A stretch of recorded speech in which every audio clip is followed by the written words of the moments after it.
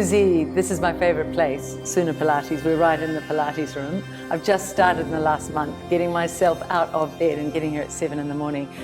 And it has had the most antidepressant effect on me. It's extraordinary what that does. So I want to talk today, we're going to do a series on health with you. It's just a delight to have you here. But I want to talk about how we can help Kiwis who are dragging themselves out of bed, feeling sorry for themselves, feeling disempowered, feeling confused, alone. Where's this all going? What's happened to my country in the last 2 years? How do we snap that into something positive? Look, it's different for everybody because there are really simple things you can do to change everything like this. And these simple things just take regular practice. So when you started coming to Pilates at 7 in the morning, you'd be dragging yourself out of bed and barely making it here. And then after a week or two, it's suddenly easy and your body looks forward to it. And then you recognise, I feel great afterwards. But the first week, it was too much of a change because the body has a bit of a hard time with change at times. So the biggest step for everyone, I think, is to recognise where you're disempowered and start trying to take your power back. Start to recognise you're an empowered person. Let's talk about empowerment, because for me, the last 2 years, the hallmark of it has been a group of humans that we don't even need to name here who said, I'll take your power, or you give me power over you, and then I'll tell you what to do. That doesn't feel right. In my gut, it doesn't feel right. So for people who are starting to go, I want to get my own power back over myself, what is that? What is that way of defining an empowered person, a sovereign human being, a free human being? How would you define it, Susie? I think first of all, it's being aware of whether you are behaving and thinking and speaking and acting in an empowered way or a disempowered way. It's not that people are taking our rights or disempowering us or taking our power. It's that people are too busy in this type of life and this type of life and everything that's going on. I mean, you know, when I grew up, we didn't have an internet, as you know, and now that we have an internet and we all have it right here in the palm of our hand, this is a huge overload that the human body's never had before. So we're all really distracted. So often when people recognise they are disempowered or they've given their power away, it's because they were just distracted on other things. So empowerment comes down to, if anyone tells you you can't, or you're not good enough, or anything that feels not great to you, you need to have a look at that and go, well, can I or can't I? What is this about? So for example, we get a lot of clients coming in saying, oh no, I'm going to get sick, this is going to happen. And I say, well, why would you get sick? I haven't had a cold or a flu, which is a detox mechanism for the body, since I was 19 and I'm 47. And our clients that come in here, when we teach them correct posture and correct breathing, a lot of them around autumn and around spring, change of seasons, have flus and colds. And after a couple of years of practicing good breathing and good posture, they go, I don't fall for flu season anymore. I don't get colds anymore. Because what they've done is they've improved the body. That's empowering to know that you've made that difference. So if you think there's nothing you can do to avoid sickness, well, then you've just handed your power away, and that's entirely your choice. However, there are a lot of really simple things you can do, and in my experience in the past 20 plus years, I have seen this with so many clients, so many friends, with family. It's all about how you think, how you talk, and then the actions you decide to take. That's what empowerment is. This is so rich to explore. You mentioned posture and breathing. Okay, take us in there. Why are those two things such a key to unlock our own power in our own bodies? Well, obviously breathing is really important, and what's really important about it is that we have good oxygen saturation. So if I put an oximeter on your finger to measure oxygen saturation, it should be at 100%. Years ago, we did some testing with a company, and they were saying the average person on the street was at kind of 95, maybe 94% oxygen saturation. And that may not seem poor, but if you're in a car crash and the ambulance came and tested you, they'd put you on oxygen. And so it's And oxygen saturation, I take it, is the amount of oxygen that the blood is taking in, Yeah. the cells are taking in when you breathe. Absolutely. It's how you use oxygen, really. So if you have low oxygen saturation, you can't run all your systems effectively. Oh my God, Susie, what's the mask wearing doing on that then? No idea. I can't imagine it's great. And, you know, once again, everyone should be empowered to make their own choice on everything. For me, that's not something I'm interested in, because once again, in my experience and in my holistic practice and my mentors that have been in this industry for, 50 years, some of them, 60 years, some of them, none of us have ever thought to give our power away when it comes to health. We have always believed in empowering ourselves with knowledge, with research, and then with what really feels good to you. And that's a hard one to do when everyone's so addicted to this, and this is a big part of it, when we're so addicted to the drama, when we're so addicted to the fear, when we're so addicted to those things, because they give us a bit of excitement if we're having a bit of a boring life. And what happens is we completely forget that there's a lot we can do for our bodies, a huge amount. It shocks people. I saw a wonderful meme the other day. It said to bypass monkey virus, here's the cure. And it had these people in a high-rise building, all their arms were coming out of windows, and they were throwing the TVs out of the windows. Because what you said about addiction to fear, that's news. It's, what are the 10 worst stories from around the world? Yeah. Let's tell you these. So I have stopped watching the news for that reason and for other reasons, because I don't find that's making me feel good in my body. So that's the start. You said go inside your body with the mask, go inside your body with any decision. What does that mean? What does that mean to someone who's never done that before? Well, how can they start first you've got to unplug yourself. Yeah. Because to actually listen to the body is so clever. You have all your mum's DNA, all your dad's, all your grandparents, all your great-grandparents, not half of anyone's.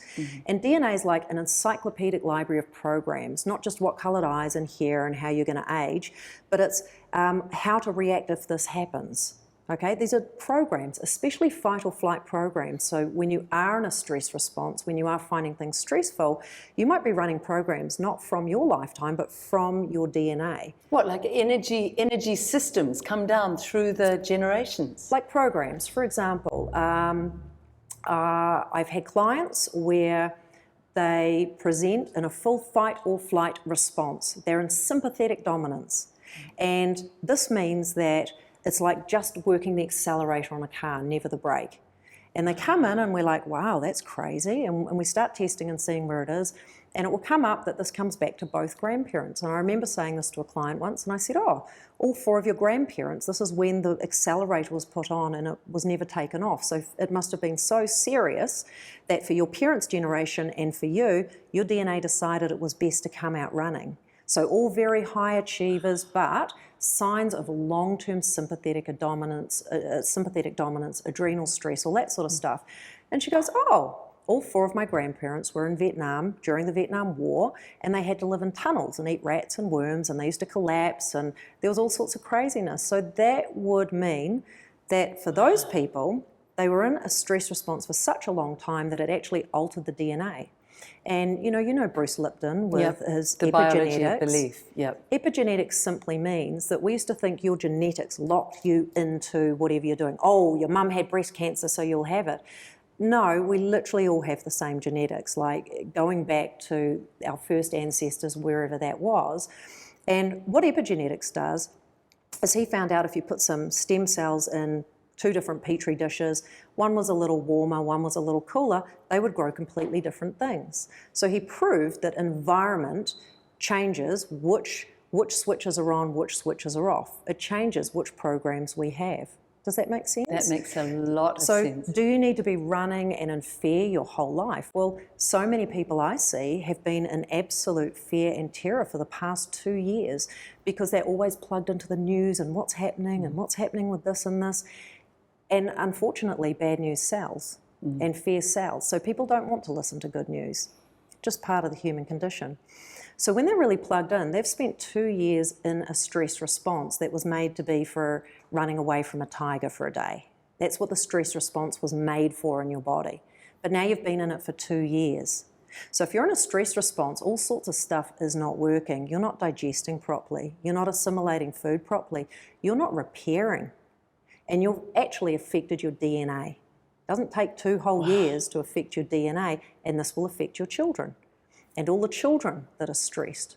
So when children see masks on all the time, that is actually, it puts them in a stress response, as it does for adults. That will affect those children's DNA and your grandchildren's DNA. This is just affecting their programming. This is fascinating. Epigenetics is where science, real science, will move to, because it's where that energy, we are all energy. Everything is energy. Even Einstein recognized that. But what you were saying there about the fight or flight, just explain that a bit more about the tiger, because that's such a good example. If we're being chased by a tiger, our body knows what to do, and it's appropriate for a short-term response, isn't it? Explain that more. Yeah, so we have the same bodies that we had 10,000 years ago. So imagine if we lived in caves 10,000 years ago. I walk outside of my cave, go to pick some berries, and I turn around and I go, oh crap, there's a tiger. And instantly my body very smartly goes, oh, tell you what, we just need all the energy to go into your legs, and you got to run as fast as you can, maybe climb a tree, I don't know, you just got to go. So to get the energy to do that, so a stress response would look a bit like a bell curve. We'd get the energy to push it up, I'd run away from my tiger, and when I've run away, it would slowly come down again, because I wouldn't need to be running because I've got away from it. So in that period, your digestive system shut down. You're not going to... The issue is to get that energy to push the adrenals up, to get that energy to throw into the legs, to pump the cardiovascular system, I need to switch some stuff off. Yep, that makes sense. I don't know if you remember with old cars sometimes, if you needed the heater on, you'd have to turn off something else, or, you know, it used to be there's only so much energy to go around. So your body's the same. So what it does, if you've got a bell curve for a stress response, you have a bell curve underneath that switches off the stuff you don't need, so it can put the energy into what you do need. So digestion isn't important if you're running from a tiger, is it? If you're running from a tiger and I go, Liz, come and eat with me, you're like, it's a tiger, no. If I go, hey Liz, do you want to take a poo? You go, no. So people who don't poop are usually in a stress response. If you don't poop a good 12 inches, what's that, 30 centimetres a day, you're in a stress response generally. Wow, that's a wake-up call. So the body turns off digestion, but what else? Procreation. A huge amount of people in the past, especially 15 years of my practice, cannot get pregnant, and they're in a high sympathetic dominant response, a high stress response. If you're running from a tiger, and the body's really smart because it's got a millennia of DNA in it, do you think it wants to have a baby? Absolutely No, not. that's a waste of energy, because if you get eaten by the tiger, the baby can't live anyway. So people who often have, I get a lot of clients who will keep having miscarriages in the first 3 months, and it'll be miscarriage after miscarriage. We need to get on top of their stress response first before they procreate. If you're running from a tiger, anything you wouldn't do while you're running from a tiger, your body's not going to bother with. So it's an energy efficient system. And the other thing that's really important about that is it actually cuts off the rational and logical part of your brain. So when you're running from a tiger, we have our reptilian brain in the middle, and that's like, say, a crocodile. A crocodile might be in its den with its mouth open. Its first priority is safety. If it doesn't feel safe, it might just die in there. When it feels safe, it comes out for sustenance. It'll come and eat. And once it's eaten, it'll go for sex. It'll go for procreation. But then if there's a drought and no sustenance, it'll eat its young, because the young aren't important if you can't live, are they? So safety, sustenance, sex are our prime directives from our reptilian brain. On top of that, we have our mammalian brain, which is a lot of, you think of any mammals. So we have communities, we care. Then we have our neocortical brain. And that's where a lot of our rationale and logic comes from. And when we're in sympathetic dominance, when we're in a fight, flight, or freeze response, and there's more parts to that, when we're on the accelerator all the time, we can't think rationally and logically. So if you're a very rational and logical person, and you've been told that your whole life, and you believe that, and then you've been buying into a whole lot of fear for the past 2 years, because fear is not good for anyone. If people care about you, they're not going to, my clients don't come in with cancer and I go, oh, you've got cancer, you're going to die. What? How are you going to help anyone? I go, oh, cancer. Well, let's see how we can get the body working, eh? Let's see what we can do with that. That's when you care for people. You don't put them in fear. Fear makes everything worse and nothing works. So People who are normally rational and logical people will not be rational and logical if they have been in a fear response. They just won't. They will feel it, but they won't be. So there are a lot of things out there that you can see every day, like someone driving by themselves in a car with a mask on. You know that's not rational, you know that's not logical, but that's what fear does. Fear takes that part of our brain away. We don't have access because we're running from a tiger. My God, that is such a good explanation. Imagine if this was taught in our medical schools, and the next step, what to do about that when humans are stuck in that place, that fight or flight place. How do we break it, Susie? Well, there's some really simple things we can do. Yeah. You've got to look at it like a car. So if I'm only on my accelerator, I'm going to overheat, I'm going through gas, I'm going through oil, and I'm going to crash, and I'm not going to be that good. Just like a car, we need a brake and an accelerator. So to put on the accelerator, we know what that is. Fear drives the accelerator, or having to do things. And it's useful to have one. Yeah. Ideally in the morning, you get up with the accelerator on, and you can use the accelerator and brake through the day, and then you put on the brake as you go into the afternoon, and then you rest and repair and sleep at night. That's the ideal. That's the Ideally. Here's one, for example. Singing, sighing, crying, and we've talked about sama blocking as well. These are 4 things that help you put on the brake. So if people find themselves sighing a lot or singing a lot, sometimes, for example, my clients who can't digest properly, I get them humming before a meal and humming while they eat. And this can actually help calm them so they can actually digest. Because remember, if you've got the accelerator on, you might be having food, but you're not actually digesting. Okay, you're not assimilating everything that you can, and then what's the point, really? So how about we start with something simple like a sighing breath? Okay. So if you notice your shoulders are up, first of all, bring them down, because this is hardwired to create stress hormones. I'm noticing a lot of Kiwis walking around like this, Shoulders armoured. down is crucial. And if Yeah. you want to do even better and not create the cortisol and stress hormones, just laugh as much as you can, because that gets the endorphins going, and that's pretty choice for us. What if we tried some sighing breaths? So if you're driving every day and you go, actually, I have been feeling pretty crap or worried or whatever. What about when you're driving, if you decide to just do 3 to 10 sighing breaths? So we're going to try this. We're going to inhale through our nose, and on the exhale, we're going to let out a nice loud sigh. And what you find is even when you do 3, you feel a lot calmer. If you manage 10, people are like, wow, I feel really good just from 10 sighing breaths, because it's putting on the brake, okay? Is that because all that oxygen is going, saturation oxygen levels are going up? Not specifically. I mean, it's got to have something good to do with it. It's actually sighing, okay? Sighing connects to the vagus nerve, connects to a whole lot of nervous system components that actually help you put the brake on. So I did not know that, Susie. Do you ever talk to someone and they go, because what they're actually trying to do is they're desperately trying to put on the brake. Yeah. Someone who... Well, someone who's stressed and you help them and then they relax in a moment. They'll let out that breath. And they let out that sigh. Or people who cry, people who are crying a lot. So there's a lot of uncontrolled crying in the past 2 years, and they come and they go, I don't know why I'm crying all the time. Because you're desperately trying to put on a brake. Wow. That's what you're trying to do. So let's try 3 breaths. And I just want you first, before you start, to be aware of how you are feeling here, how you are feeling up here, how you're feeling in your head. And these type of areas, the areas where we can, once we release them, we go, oh, I was quite tight there. I want to be free and open there. Yeah. So inhale through the nose.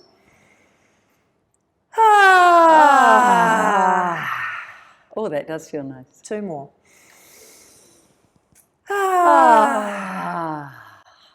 One more. Mine's deeper than yours, Susie. Is that stress, Liz?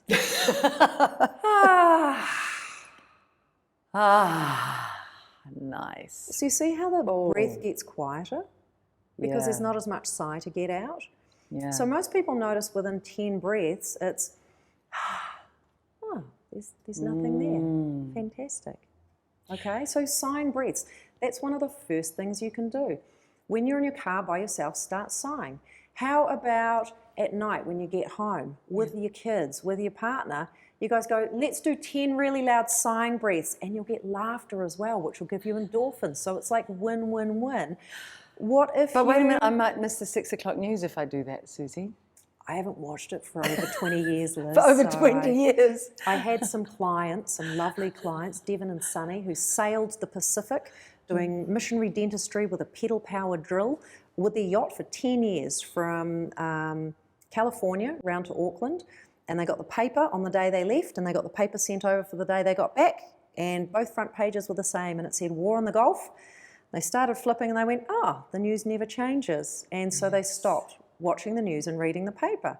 And I was never big on it anyway, but that was a very easy stop for me. I was like, it should be called bad news because, it should. you know, apparently good news doesn't sell. But I used to hate that when I was reading news. I would think, why are we distilling the 50 worst stories from around the world, say, or 20 worst, down to the 10 very worst, to say, tonight in one news, there is this disaster and that disaster. It's not good for any of us. And I thought it was more balanced in those days. How much of it is proven afterwards, within 5 years, to be untrue or unfounded? Absolutely. So, I mean, throw out the TV. Bad news is a bunch of people's opinions. And you know what's more important, if you want to feel empowered in yourself, is to know what your own opinion is and your own beliefs are and where your moral compass feels right. And to do that, to actually feel the great messages that your body, with all of your ancestors' DNA in it, has for you. So the ancestors who obviously lived well and escaped those tigers, all those smart people are in you, and all those faculties are there like a giant library for you to use.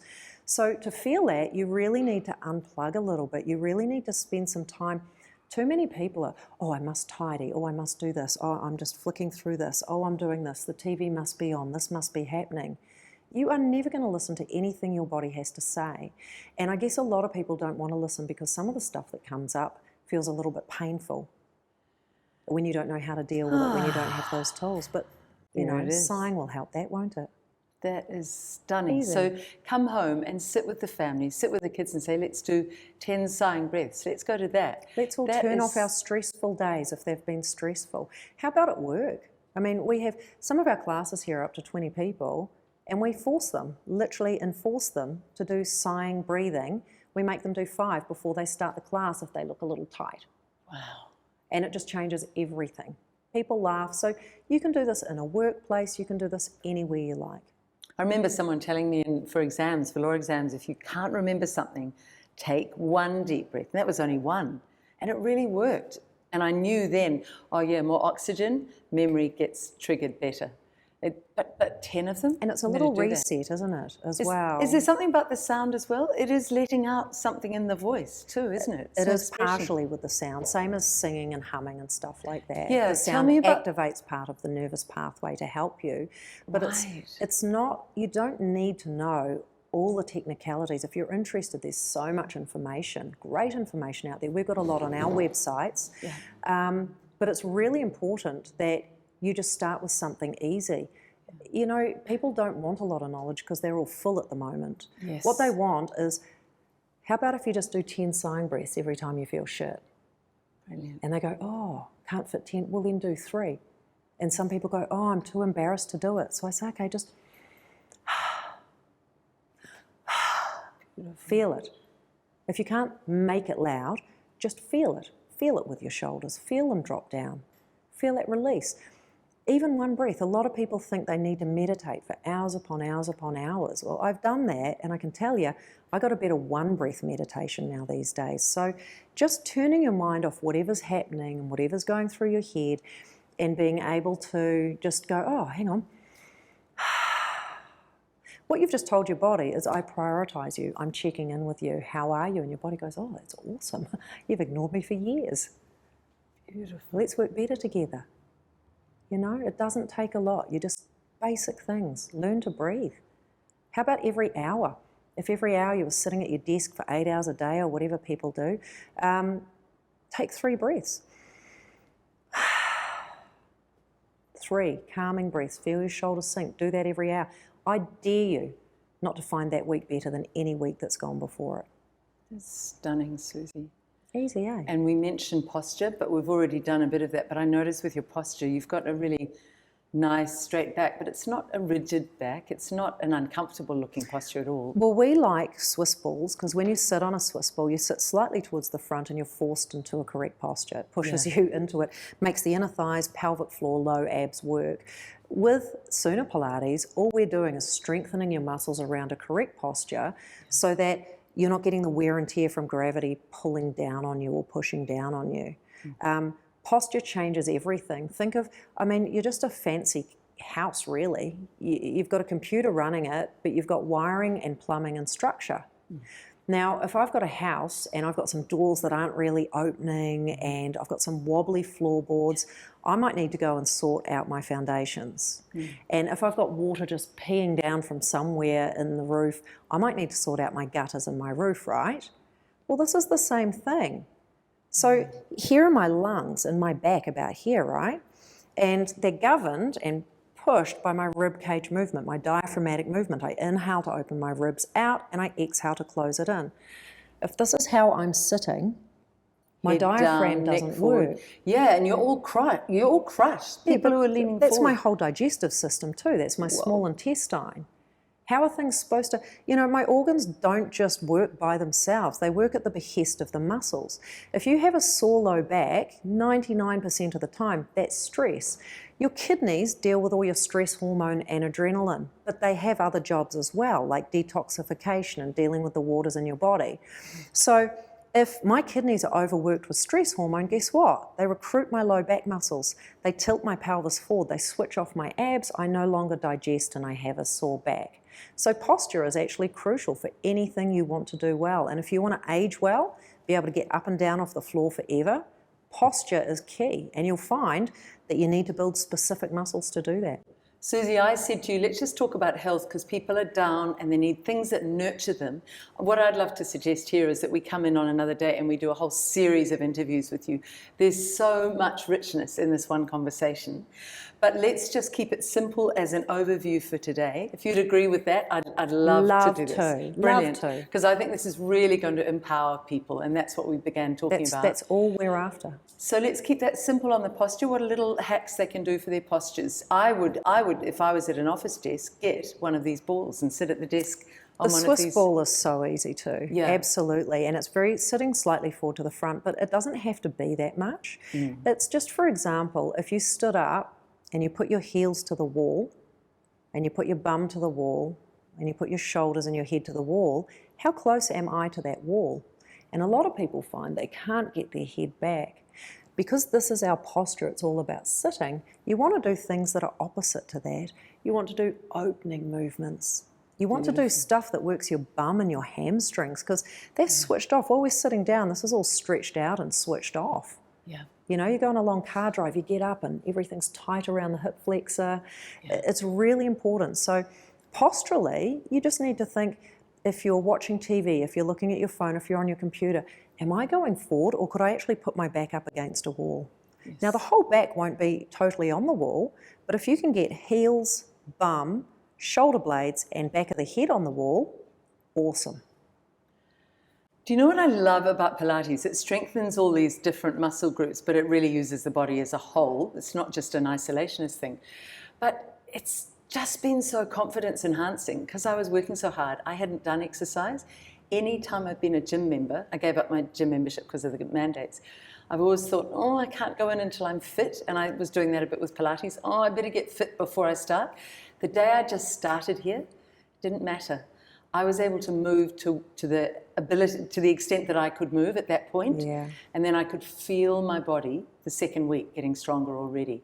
But that it's for anybody, Pilates, isn't it? Do you know that's one of the most common things I hear?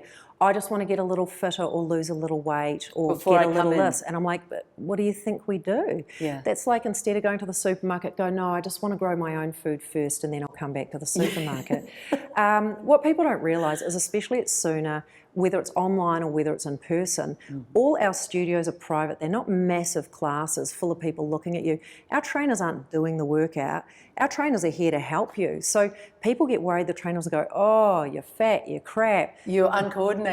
Dude, that's a big fear, isn't it? Yep. But that's not what it is. As you know, some of our exercises have like 100 different variations. All our trainers are trained to be able to teach a whole class with 20 different levels within that class, keeping everybody moving and everybody safe. So as you know, it's okay. Everyone inhale to do this. Now exhale nice and loud, close those ribs, deflate those abs. Good, Liz, shoulders down. Yes. Or they'll come and do a little adjustment. Or one time when I kept thinking that the left foot was my right foot because it was 7 o'clock in the morning. The other left? They were so patient, and we just laughed, and it was fun. And I realized there is zero judgment. There's none. Total acceptance here. Our staff are here because they want to be better. This is what we do. We like figuring out stuff for you and for us, and then we like to make it better. That's really all we like doing. So it is so joyous. And some of our clients, we've had clients here for 22 years. Oh, it's amazing. And we've seen all 3 ages? and 4 generations. Yep. Absolutely. Our oldest client we've ever had was 99. Youngest clients in kinesiology, babies, brand new. Often people will have babies, they'll fall out and they'll turn up the next day and go, here's the baby, and I'm doing Pilates. And you're like, okay, cool. Just run around screaming with a baby. And the baby doesn't scream because they love the shushing and the breathing we do.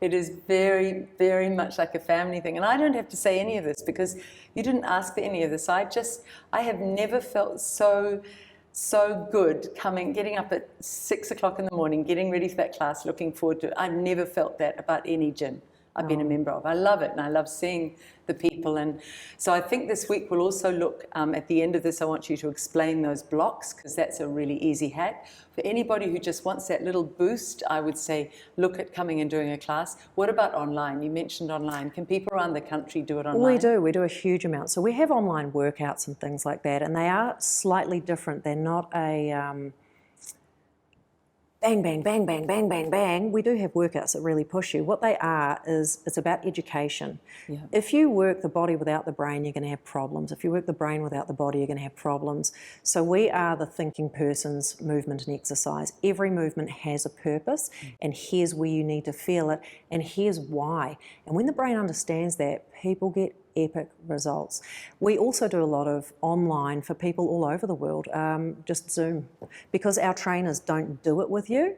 Yeah. They're used to not showing you, they're used to explaining it. So Liz, this is what we're doing, and someone else will look up at you and go, okay, Jude, this is what we're doing. And our trainers need to be able to explain things in 10 different ways so that everybody has an understanding. So that's where our focus has been, which means it translates very easily to online. So for someone who has only just peripherally heard about Pilates, how do you define Pilates and how do you differentiate? It's not yoga, that's for sure. No, I mean, I started with yoga and then I did Pilates, and what we do now is some bastardization of a whole lot. I trained with Paul Check a long time ago, so what we have is a very functional type of exercise, and by functional I mean the things the body was made to do, to squat, so to get down, to a lunge or a gait movement, push, pull, twist, all these basic movements that just because we sit now, it doesn't mean the body was made to sit. It wasn't. It was made to squat. Strong core, very strong core. But that's part of that, getting that movement, so that when you do bend over to do the dishwasher, you might start lunging down or squatting down instead of overloading that back. When you go to pick up your kids or your grandkids, same thing, we'll give you that strength. When you throw the ball to your dog, you're actually keeping the shoulder girdle engaged. So Pilates, Suna Pilates for us is it's functional exercise based around correct posture. All the things you do now, I'm going to train your muscles and your sequencing to do it the right way using the right muscles, not just overloading your back, overloading your neck, overloading your knees.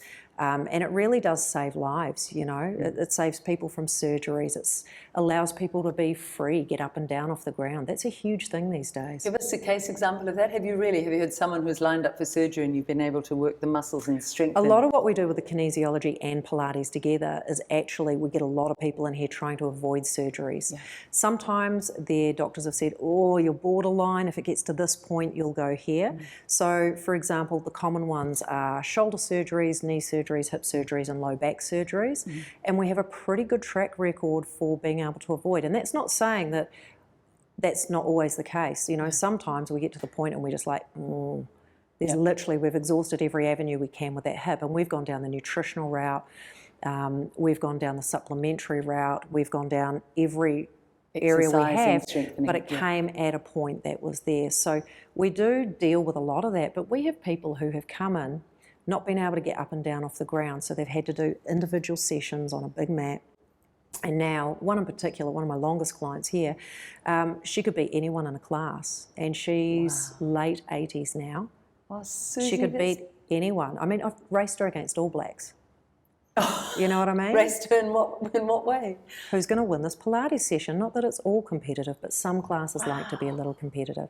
So I have people who come in and can't sit down because they can't bend their knees that far. Yes. And then we've got them down to being able to sit on couches. So this is just the common things we do, and usually it's just about tracking.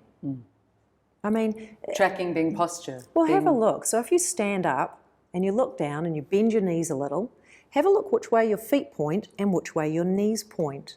And one of the most common things is for people to have their toes pointing out to the sides, but when they bend their knees bend in. Well, for healthy posture and for healthy ankles, knees and hips, you need your knees to bend in alignment in the direction of your toes.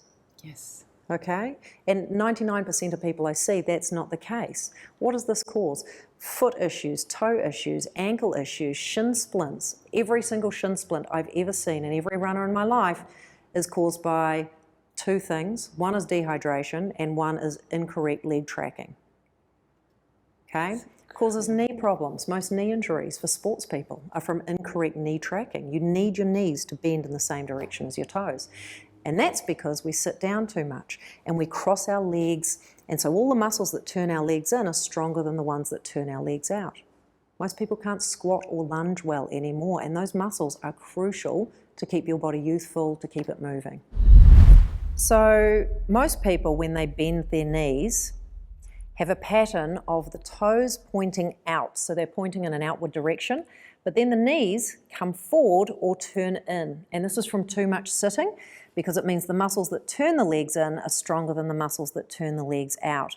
So what we get people doing is straightening their feet so they're nice and parallel, and then when you bend your knees, we focus on the knees pointing in the same direction as the toes. So if the toes point forward, your knees must bend and point forward also. God, I could listen to you all day, and one of the things I most love is so exciting to reconnect with what a miracle our own human bodies are. Our bodies are constantly trying to get us to optimal health if we'll just work with them. But doesn't optimal health just only come out of a needle, Susie?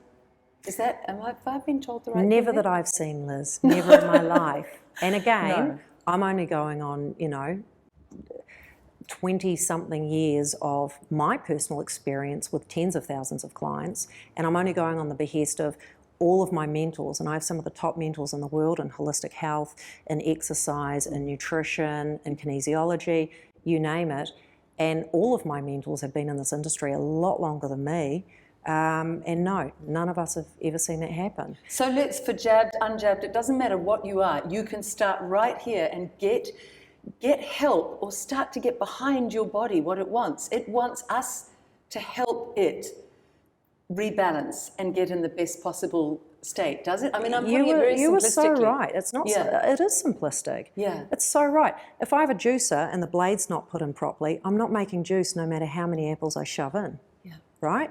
This is the same thing. Put your body in the right state. Get its posture happening. Drink enough water. Have a good high quality food. Breathe properly. Have happy thoughts. Have your words and your actions in alignment with those thoughts. And it's really bloody hard to go wrong. It's not rocket science. Bodies are actually really simple, and people are surprised day after day, year after year. They just go, wow, how did just drinking water make me feel so good? Oh, because you need it to dilute everything. It's really important. So it doesn't matter what choices you've made up to now. You can't change the past. And we make mistakes. We're not supposed to be perfect. And how else do you learn other than through mistakes? I like to think of them as experience. Oh, look at that experience I had. You don't have to label it as trauma or a mistake. You just go, well, I had this experience. It felt really shit, so I'd prefer not to do it again. And now I'm going to experience some great health and excellent thoughts. Can I just ask you to explain what your last 2 years were like? Because you've had a lot of us come and say, I'm really struggling today, Susie, it's not so good.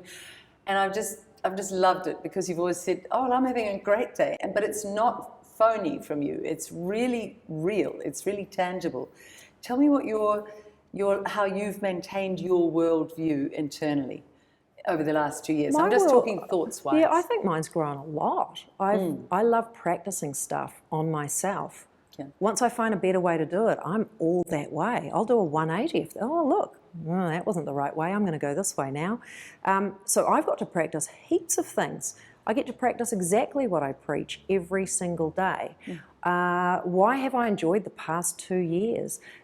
I don't enjoy seeing people in pain, but what I do enjoy is being able to help them through their pain to understand that they're misunderstanding what's going on. Everyone's like, oh, I have no freedoms, I have no this. Well, I feel very free. Okay, I haven't been able to go overseas for a while, but I still feel very free. I have beautiful, deep, loving relationships with, so many friends and my kids and all sorts of great, beautiful people like you. Our clients have just cracked themselves open and come in crying, and everyone's hit their point in the past 2 years, and it's been so beautiful because people aren't just pissing around in the shallow levels anymore. It's like, hey, let's go real deep. And you've sat here with us and we're like, it gets really existential really fast. Everything's a bit too deep and people are like, what are you doing? I remember when you first came in and we go, yeah, come and have some drinks and some food. And you're like, what? What are you doing? Oh, we're just having fun because, it's awesome and we're really fun people. Joyful.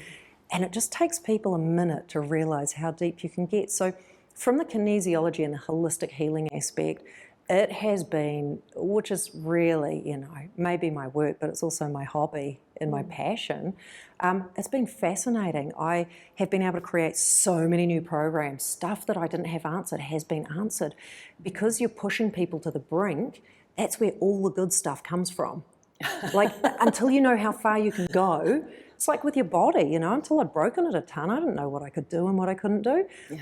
When people get to the brink, and when it's like everybody, oh wow, that's when the miracles happen. That's because when the there's cool a vulnerability, stuff happens. and honesty comes from vulnerability. It's all about the truth. All being of the veneers truthful with have broken yourself, down. being truthful with others, and being able to say things and just, hey, it's not a good or a bad thing, it's just a thing. Yeah. This is how it is. And personally, you get up and you embrace each day so fully.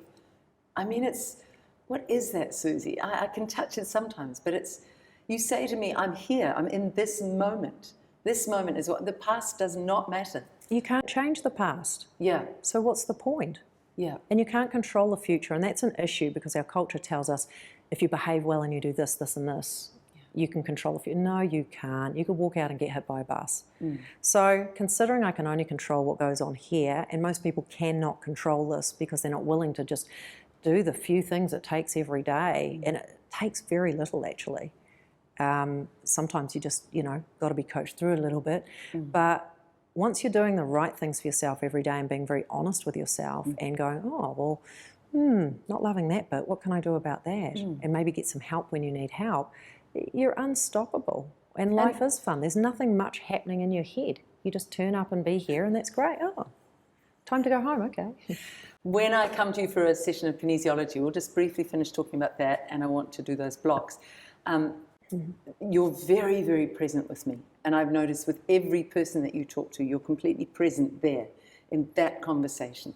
That's a gift. It's a gift to me, but it's a gift to each person in front of. I do it in these interviews. I'm very present with what the person says. So when you're doing what you're passionate about, you can be present, right? All the time.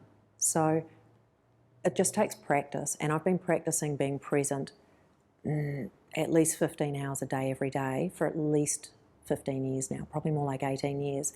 And in the beginning I was like, oh, I'll just nail this presence in a couple of months and then I'll be present 24/7. After a couple of months I was like, well, it's a lot easier, but geez, I'm not just present. Your mind and I'll just be pulling my mind back all the time. So I had a look at where I was the most present. When I'm with clients, when I'm with people, super present. Yes. I forget where I am, what day it is, don't even care. I'm just like, really? Tell me more. That's awesome. Yeah, let's find out what that is. Because I love that. That's what I love, right? Yeah. It's not give, I'm just interested. It's a win-win, right? This is a co-creative process, everything we do.